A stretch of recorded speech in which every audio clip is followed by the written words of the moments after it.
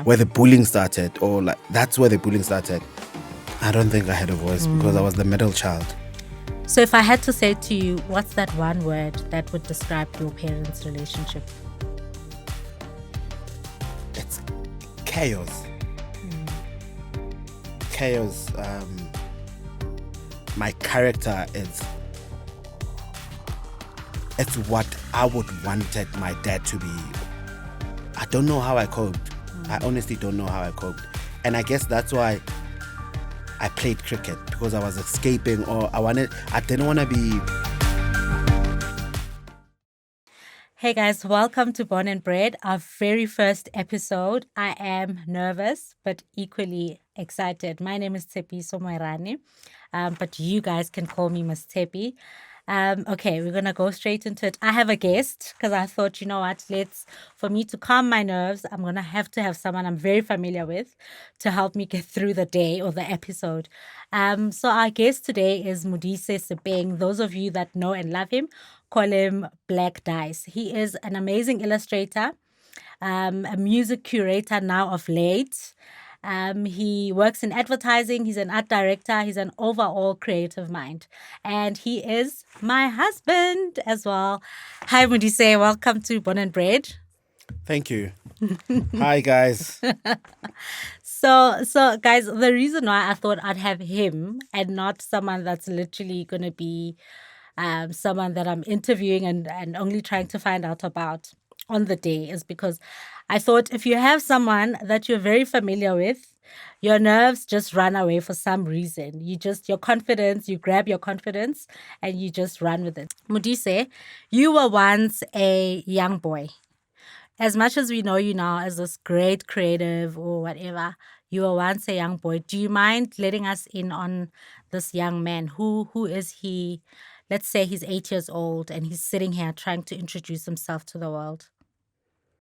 I don't know. I think I was in grade 5 or 4, somewhere there. 4, I think. 4 or 5. In grade 4 or 5. I was living in Alex, and I was still living with my mom and dad. Mm-hmm. And I was very shy, and I played cricket. So my outlet sport was like cricket. And yeah, I grew up in a 1-room bedroom with my other 3 siblings. So I have a late older sister and an older brother and a young brother, and I've also have a younger sister, but she came in years later. And we all like have a 4-year gap.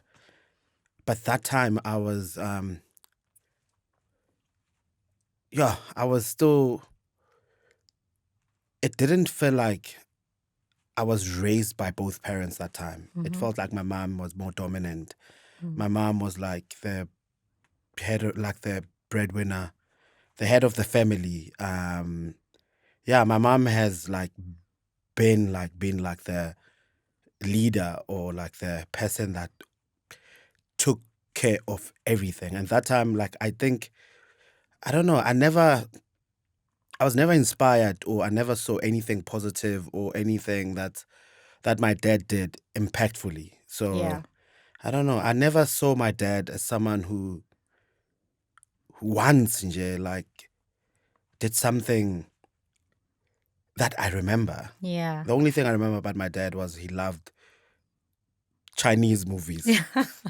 Well, That's a it. memory. That's a memory, that and he- it counts for something, That's a good thing. So your dad was with you, he lived with you guys, although you just didn't feel his impact. He lived with us. Okay. So I lived with my dad till I was 10. Yeah. And then when I was 10, my dad and mom split. But in between the 10 years of me living with my dad, Yeah. they'd always break up. Always break up. And my dad would move and then come back, move and come back. But my mom has always, I've went to work with my mom. I've seen my mom hustle. I've been to places where my mom has sold food. I've hustled with my mom. So, but I never, with my dad, I don't know. The only fond memories I have with my dad, it's probably when he felt like maybe he had time to watch a movie with us Yeah. and talk about a movie, or besides that, it's him anchika or like Yeah. being strict, being a dad. Yeah. But besides that, like I think now that I'm old, I can see more of our similarities and my personality. But growing up, I never knew him, like even though Yeah. he was around. Do you want to talk about the similarities that you see between the two of you? So the similarities in my family, I think we all. So let's talk about the ones between you and your dad. When you look at yourself now, you're like, oh, actually, that's my dad. I'm my dad at this point. So for me, it's when I shout a lot.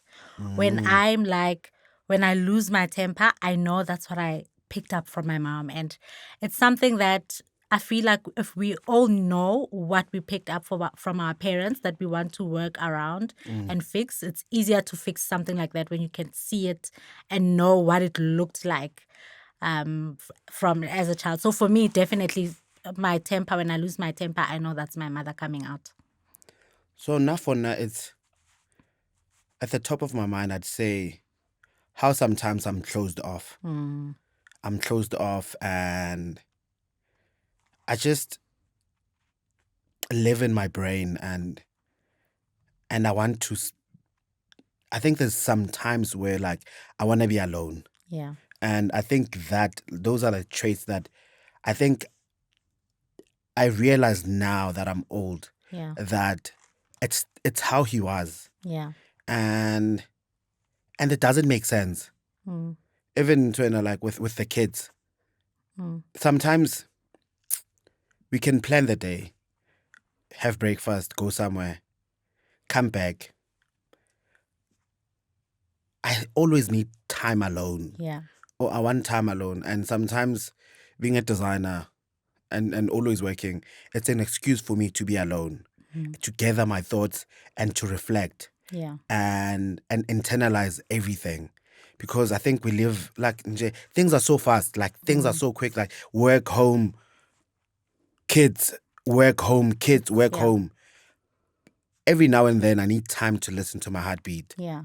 I need So- time to digest, and I need time alone to think about it. And I think those are like the similarities that I think my dad would be with us, but I think we saw it as an escape, that he was escaping the family lot in. But I think he needed like I think Time there's those similarities. Sure, that's so accurate, and because I know both of you, both you and your dad, I can actually, that's so accurate. That's So growing up, I think my parents thought I was going to be a poet, because I would always write poems and stick them on my wall in my room. And I mean, I didn't grow up in a fancy area or like in a fancy room or house. Whatever that little space was for me, I would write poems and just fill up that space with poems. And I'd see how my dad, when he's a bit intoxicated, he'd like ask me to read those poems to him, and he was convinced that my child is going to be a poet. What do you think that your parents thought you were going to be? To be honest, Yeah. my mom always knew that I'm gonna be something, and I'm gonna be something that I'm gonna have purpose.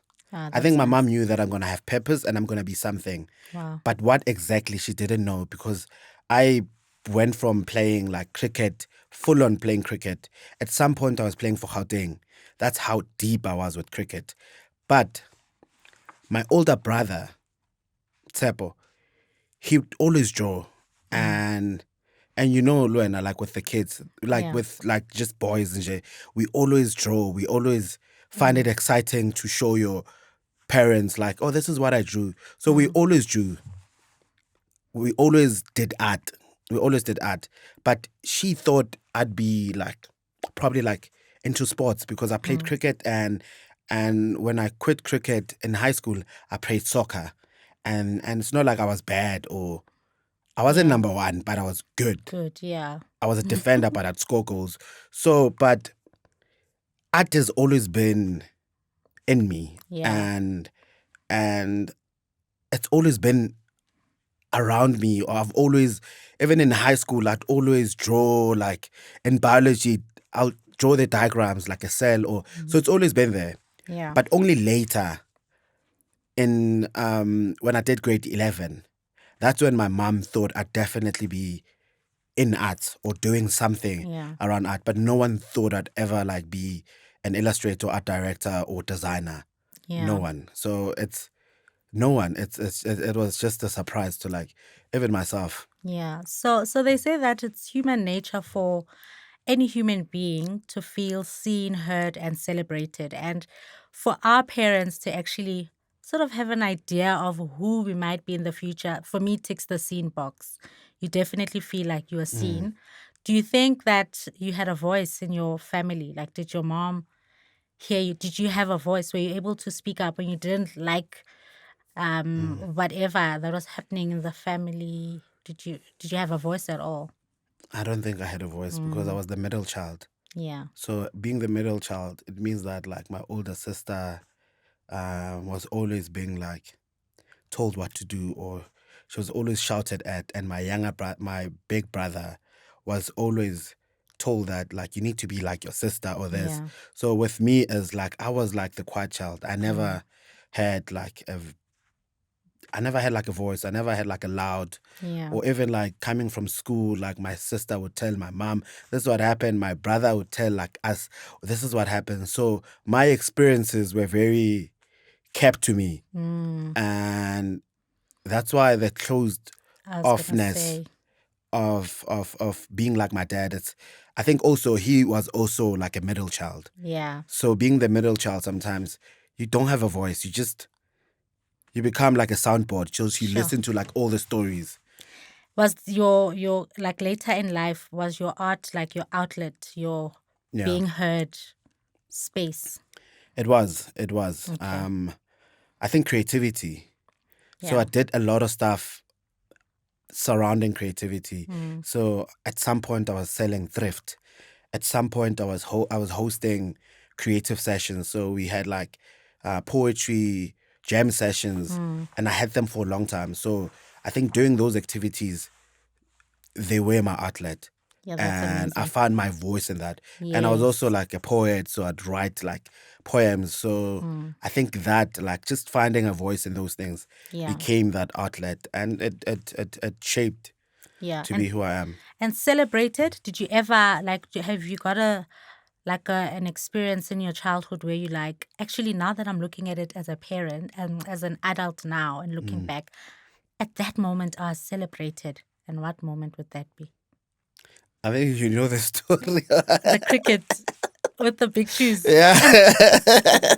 Tell So us. I was in I think I was in grade 7.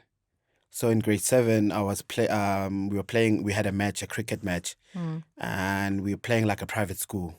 yeah. So it was like we were like a school from Alex, and we were playing like a private school, and it was a big match Mm, because I was playing for Alex.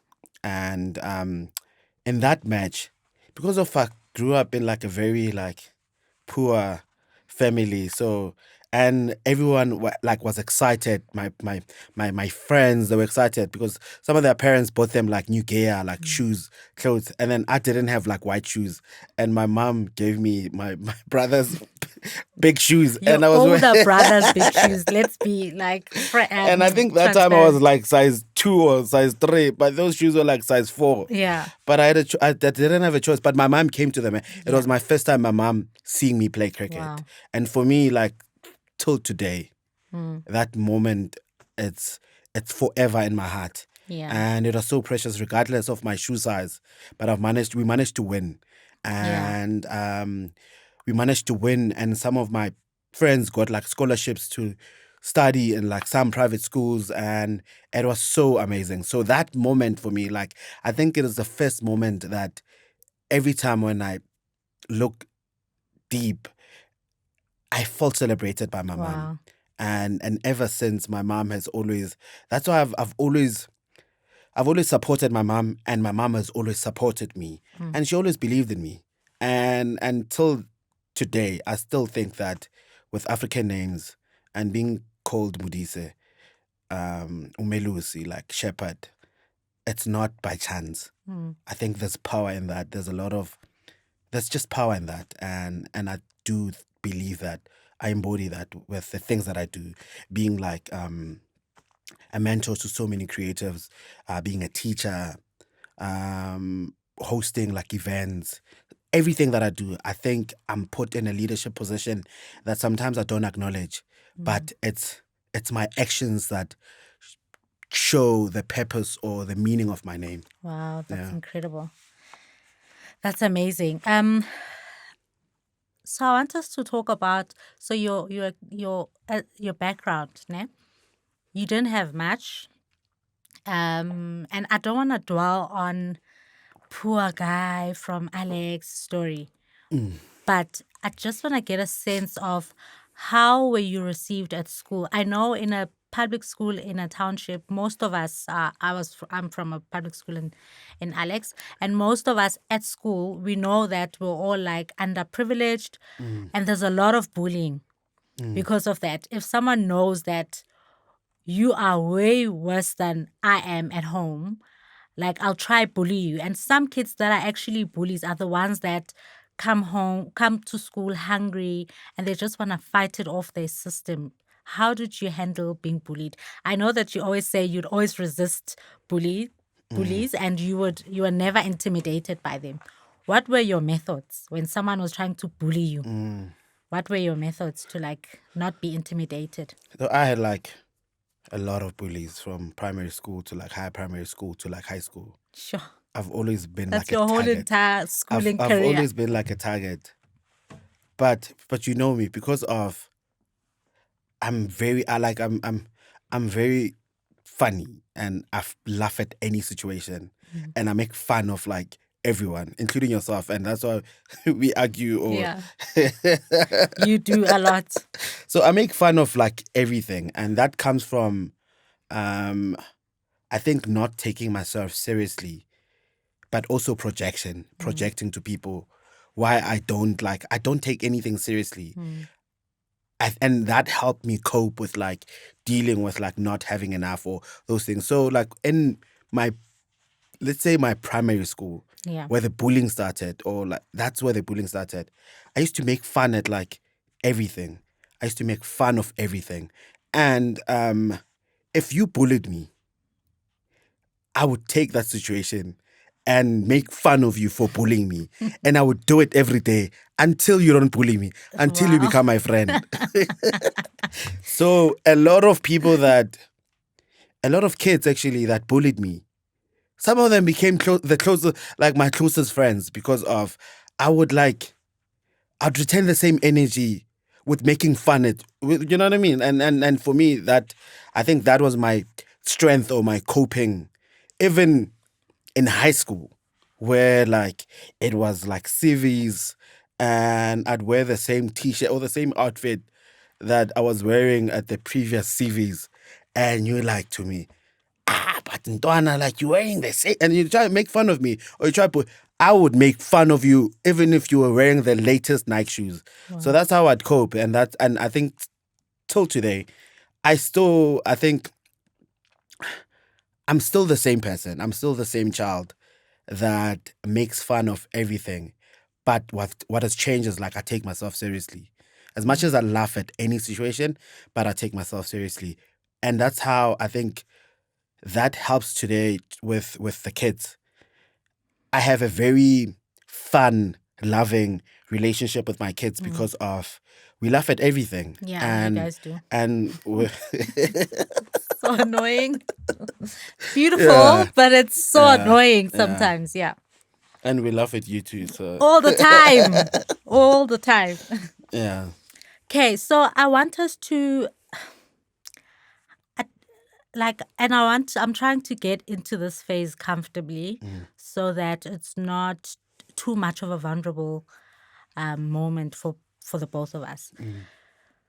Our parents' relationship, like your mom and dad's relationship and my mom and dad's relationship. So if someone had to say to me, just describe your mom and dad's relationship in one word, I would be so confused because they would fight like cat and dog.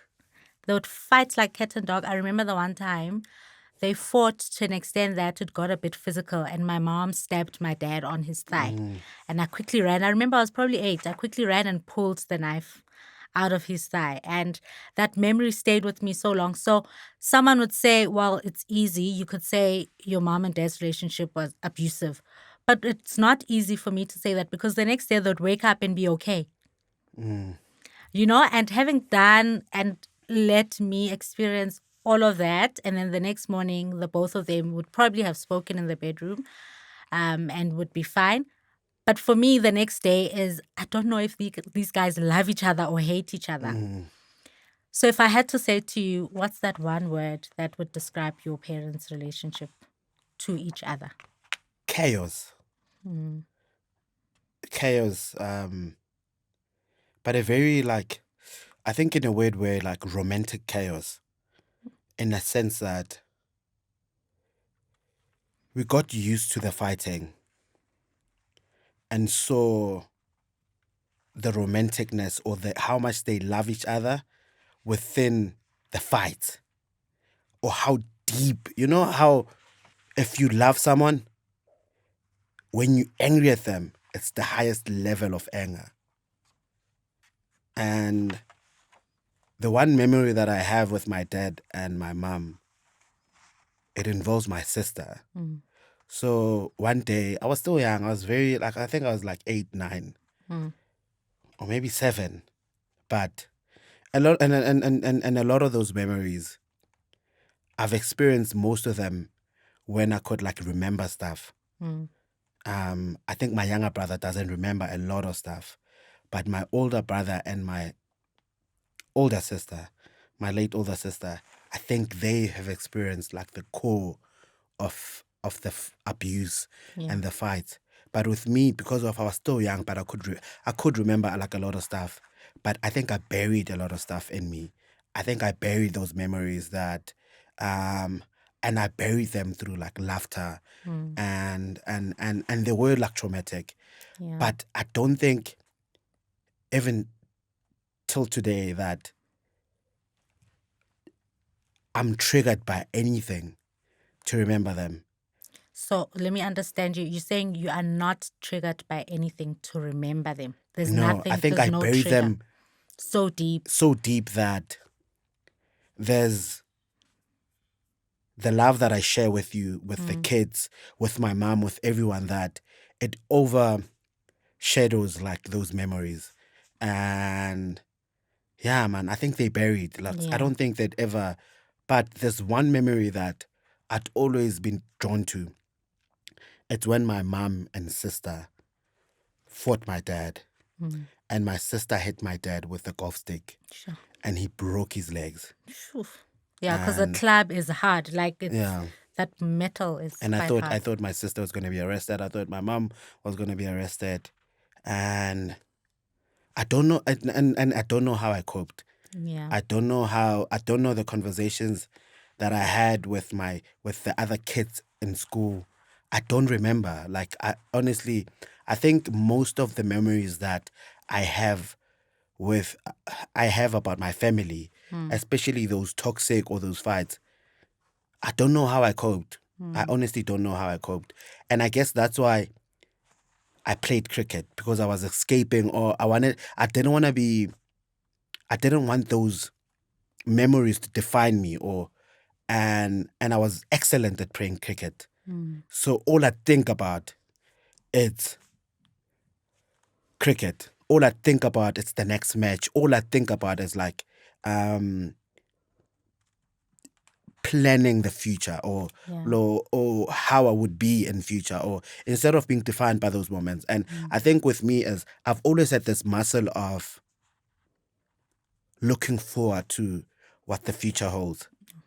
And that's why I think I coped with burying those things, because I looked forward to like growing up. I looked forward to having kids. I looked forward to being married. I looked forward to being able to support my mom, to add value to like the people around me. I looked forward to being matured, so I've always looked forward to those things. And everything that I did when I was young, I was looking forward to planting seeds so that when I'm older, my character is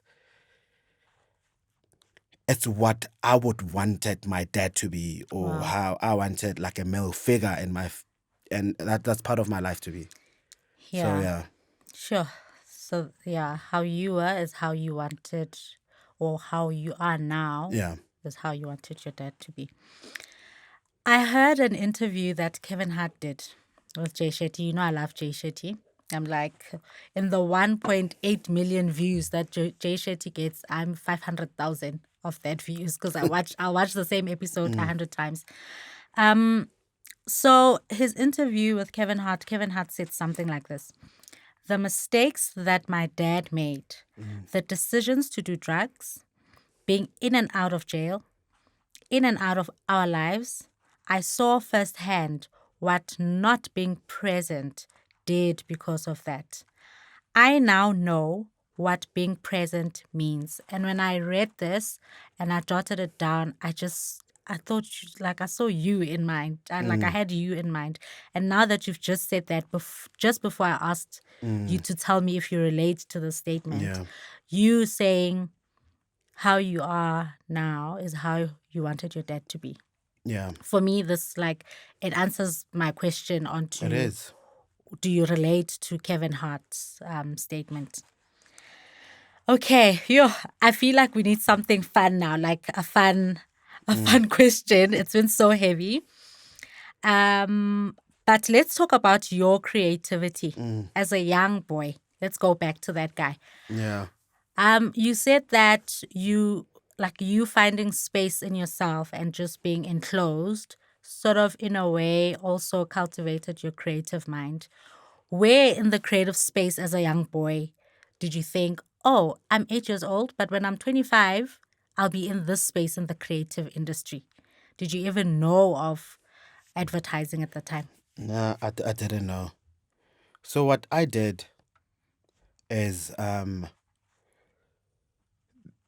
how I became a creative. It's by default. Yeah. I did not imagine, or I was like a blank. Yeah. And I remember in high school, in grade 10, um there was opportunities for some of the students to work at Woolworths. And I went there with like the other kids. I was like, at least I'm gonna get a job. Yeah. And then I was told that my marks are not are not up to, so I didn't To have good work at marks. Woolworths, Yeah, you so needed good you marks. needed good marks. And I studied I did science, biology, geography, and maths, pure maths, because I thought I'd be in like a medical, or like I'd do like biochemistry or something in medicine. I thought I'd be there. But and because of I knew that like I'm not clever, but I work hard. And I wanted to push myself instead of studying like e-commerce, instead of studying like economics and history. I wanted to push myself. Hence, I wanted hence I studied like science and biology. So that that relates, it relates nothing to to being a creative. There's nothing that says creativity in science, biology, geography, Nothing. nothing. But so when I passed my grade 11 and I went to matric, what I did is in matric, first few weeks, it felt weird. It didn't feel comfortable. I wasn't sure what am I like. I was like, what am I doing here? What am I gonna do next year? And then I remember on Sunday, I was sitting at home and I was like, you know, people take gap years after matric. I'm not gonna take a gap year. It's not like my mom and dad have like money, or my mom has money and I need to study something. I don't know what I'm gonna study. I don't know what I'm gonna become. So instead of me taking a gap year or working somewhere as a cashier, or,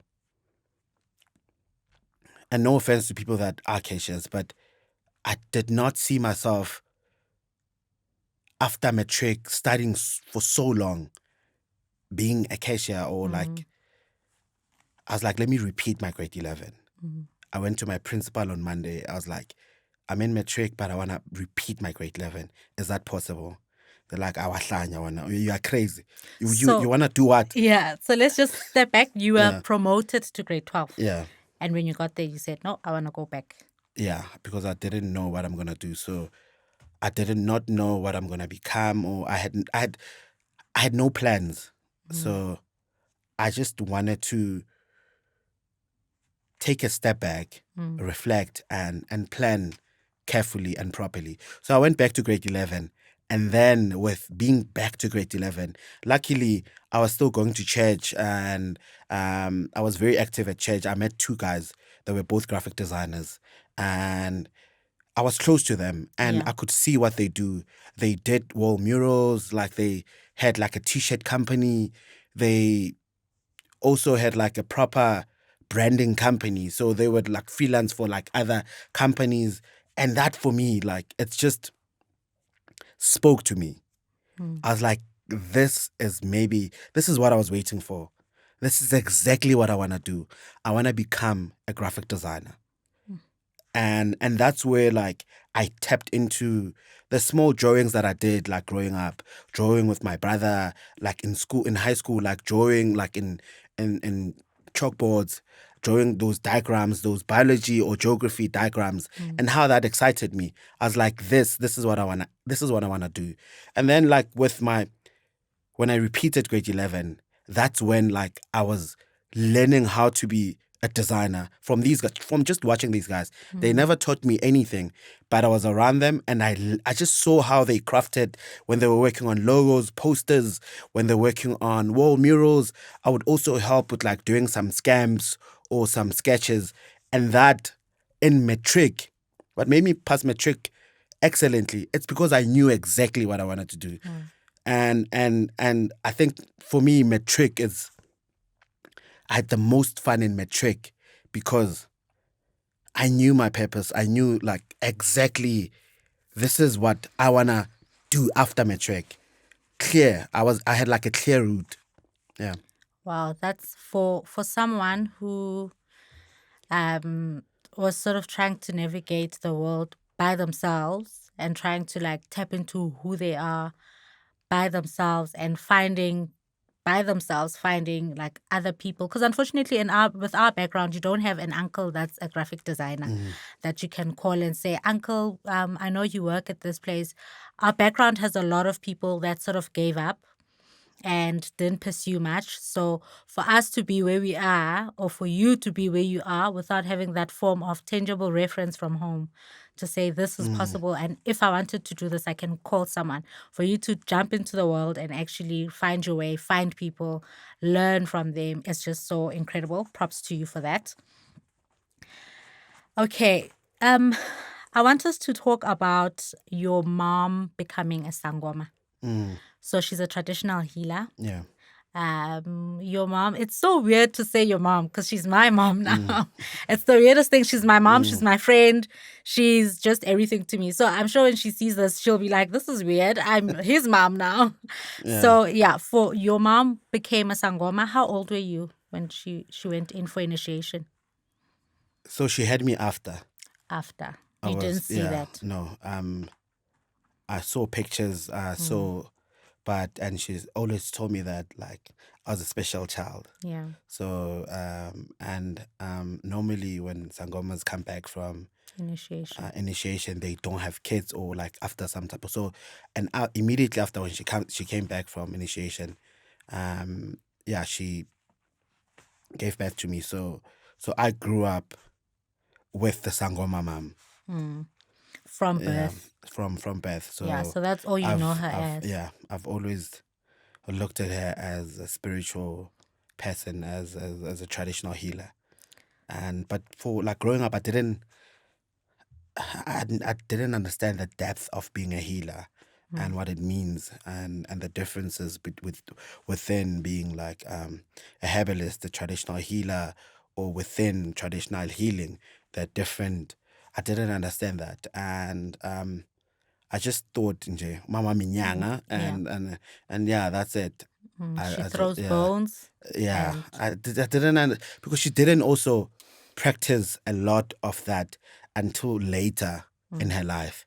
Okay. So Do you know why she didn't I practice don't know. until We later? never had that conversation. Yeah. Only like later, that's when also I drew a lot of inspiration Yeah. from her like journey of being a healer. So Yeah. in relation to my work Yeah.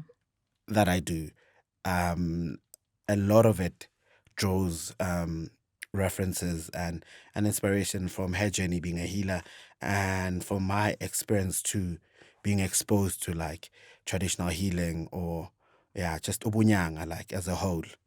Ubungoma. Yeah. Tell us why there's a lot of bead work and red and white beads in your artwork. Yeah. Is that where it comes from? That's the traces of African spirituality. I've always thought Gore, she had a frequency or like calling of being a traditional healer. And I thought I had a different frequency. I still see it as a calling, but my frequency is through creativity. That's where like that's how I see the beauty in Obungoma, in the colors, in the dance, and all those things. So you know how with hip hop they've got 4 elements of hip hop. Ubungoma, I see like those 4 predominant elements, and how what I do with the work, I try to, I think, draw light to it in a very beautiful, modern, contemporary way that relates to people that don't understand and that see like ubusangoma as something that's dark or like it's very yeah but it's actually it's beautiful. Yeah. It's beautiful and it's our roots. Yeah. So you practice a lot of African spirituality in your household. Like I don't even know if YouTube will let me say this, but you slaughter. So I hope they don't like take away my video or my podcast episode because of that. You do all of that in your household. Why? Why do you do over and above being your culture? But what does it do for you and your family? So you know Jorge, we always acknowledge spirits. We Yeah. always acknowledge Jorge, there's people that existed before us. In order for you to live, someone had to die. So for now, like I've always believed in acknowledging ancestors and acknowledging people that lived before us and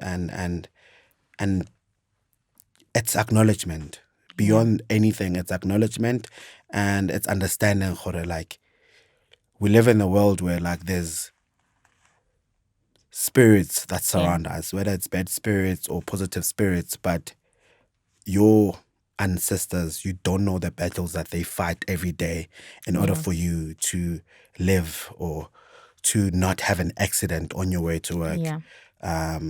to sleep, to wake up. We don't know. So it's all about acknowledging, like there's just higher powers and people that exist that we can't see with our naked eye. Yeah. Yeah. Sure. Thank you so much for sharing that. It's quite, in this day and age, we have a lot of, like, there's different ways of living. And as people, we choose whatever way we want to live, whether we believe in, like whoever the higher power we believe in. And I feel like you sharing your story now, it feels like you're so comfortable in what you believe in.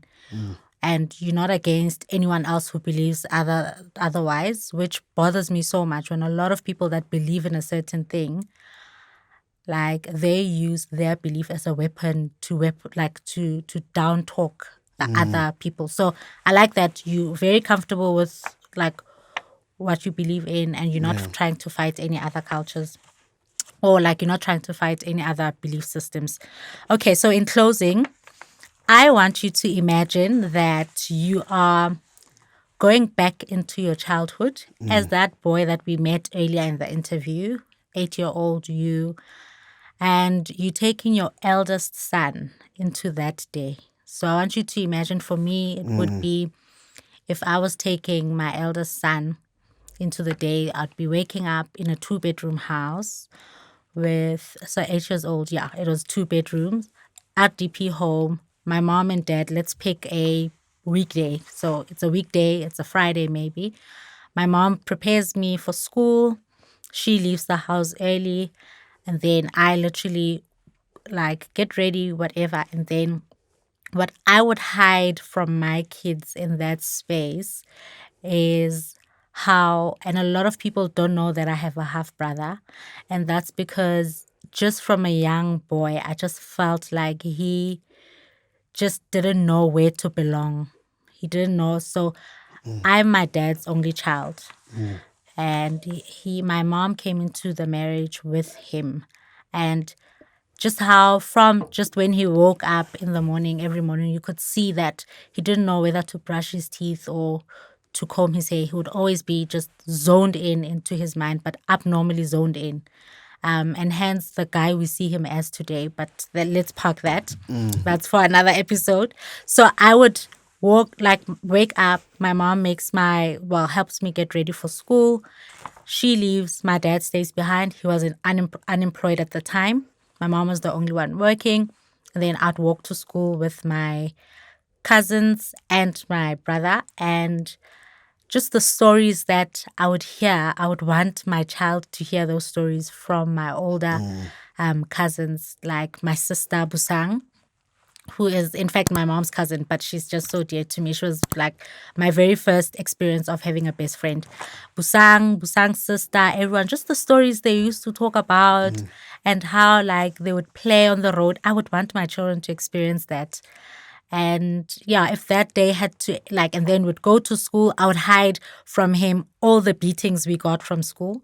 I wouldn't want him to see how we got slapped around at school for not remembering things and all of that. And then after school, I'd want him to actually see how we would walk back to school dirty. Sometimes it would be raining and we would be running in the rain. That was such a beautiful experience that I would want my child to see that his mom actually went through that.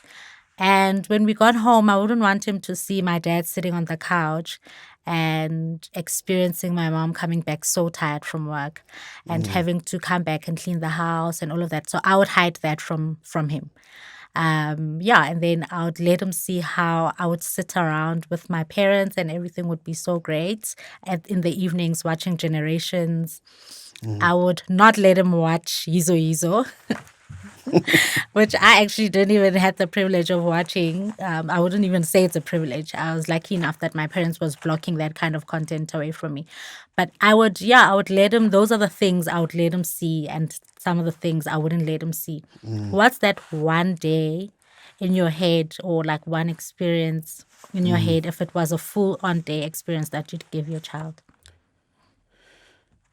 I would want him to experience the worst and the exciting everything. So it'll probably maybe a normal day, like me going to Ezenzeleni. Yeah. Primary school. I'd also want him to, I want him to see the independent thinking, how that it was installed by my mom.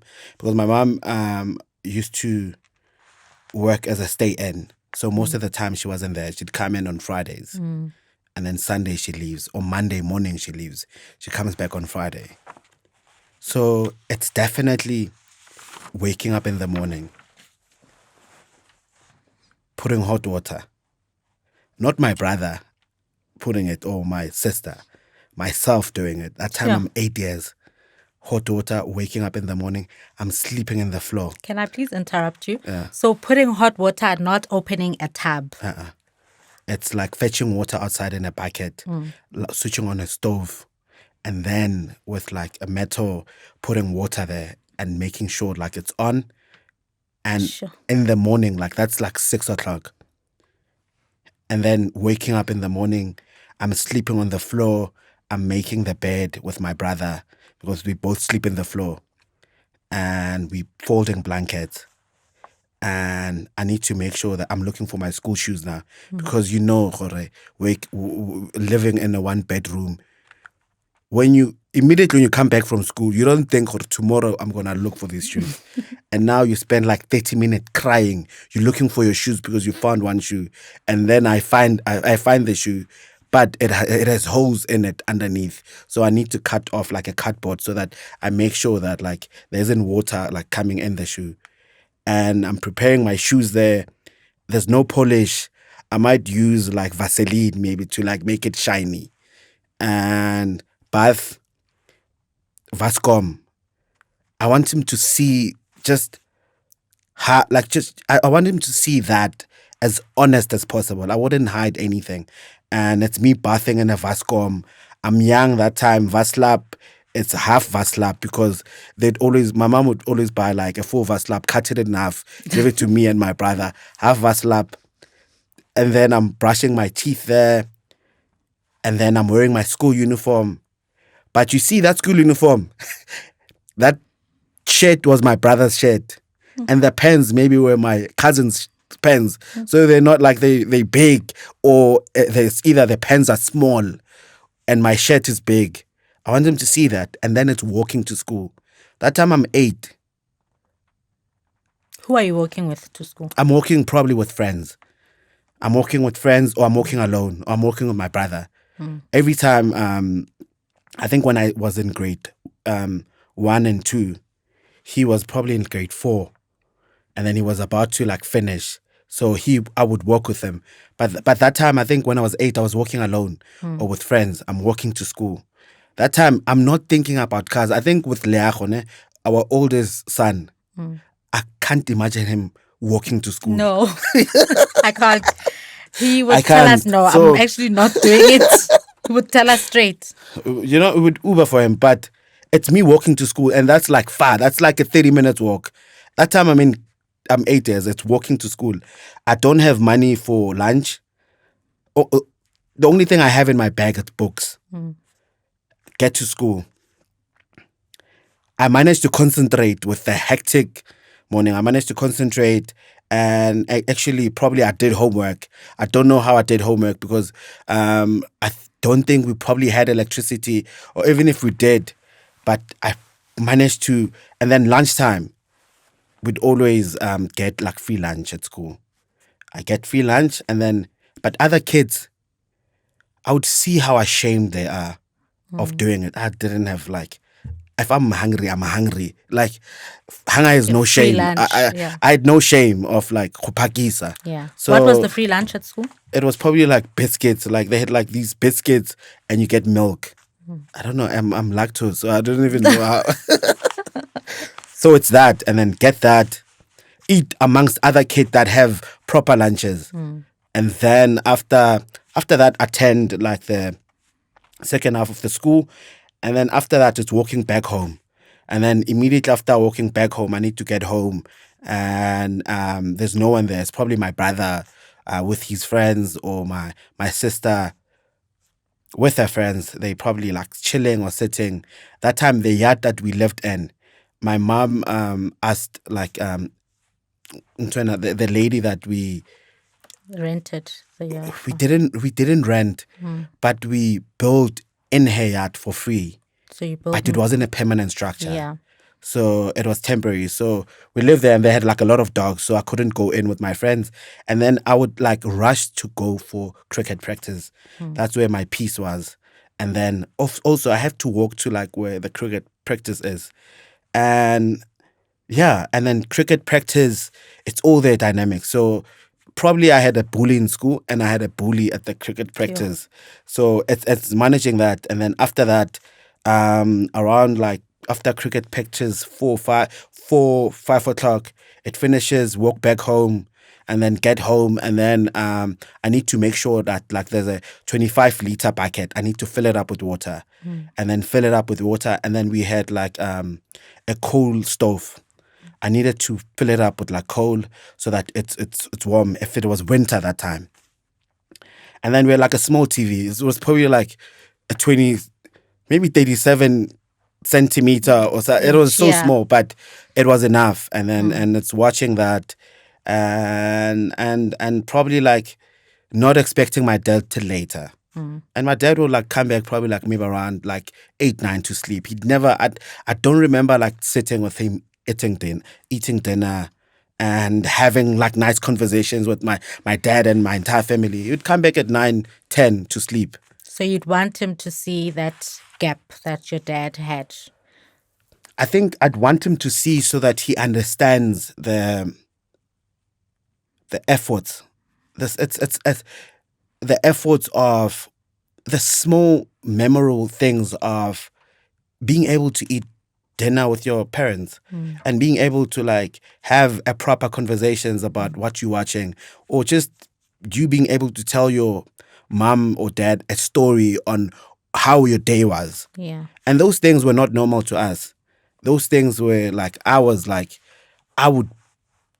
don't remember like telling my dad how I had like an amazing cricket day. Yeah. And he was like, wow, serious. That's amazing. Tell me, my boy. So who's Okay, so your son will go through So that I would, but it does. So having siblings helped with like not having to think about my dad is not present.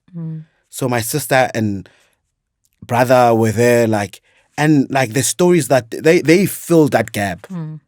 I think if I was my older sister, I would definitely, it would have affected me, and at a very matured age. But with me, I was young and I didn't understand. I only understand them now. The importance of during the week not making any plans and being able, and I'm like, we lucky working remotely because our kids get to see us like work and what we do. Or this is what you do, mom. This is what you do, dad. But with me growing, I didn't know what my dad did. I just saw him waking up, going to work, coming back. I didn't know what they did. I wasn't exposed to anything that they did. I saw what my mom did, and she took me to work sometimes. But I think I'd want him to see everything, and I'd want him to see how it's late now, how we prepare for the next day. Yeah. How we sleep. Because I think, just waking up on the floor, there's something that happens to you that when you grow up, there's everything that you do, it's not to sleep on the floor. Yeah. Everything that you do. Everything you do, like It's not to find yourself sleeping on the floor. So, and he needs to see that and be exposed to that, to see like just having his own room.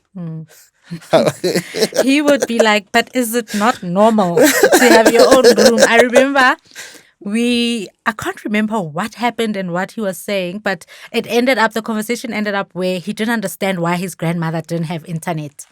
He didn't understand why there's no Wi-Fi. He was like, but like, is it not a normal thing that in each and every house when you walk in, you ask for the password, you sit down, you play with the internet? Okay, so that was such an incredible conversation, Modise. Thank you so much. Episode 1 in the bag. In the bag. Thank you for inviting me. Only a pleasure. Yeah, guys, that's it. Thank you so much for watching up until this very last end. Please like, subscribe, share with your people. I'll see you on the next one. Bye. Peace. Thank you so much for watching this episode. This episode was sponsored by the Imagination Cloud Studios. Their services are videography, photography, and drone services. Follow them on all social media platforms.